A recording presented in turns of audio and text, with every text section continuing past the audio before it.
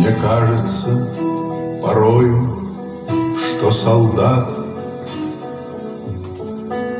с кровавых не пришедшие полей не в землю нашу полегли когда-то, а превратились в белых журавлей. Они до сей поры с времен тех дальних летят и подают нам голоса. Не потому так часто и печально мы замолкаем, глядя в небеса.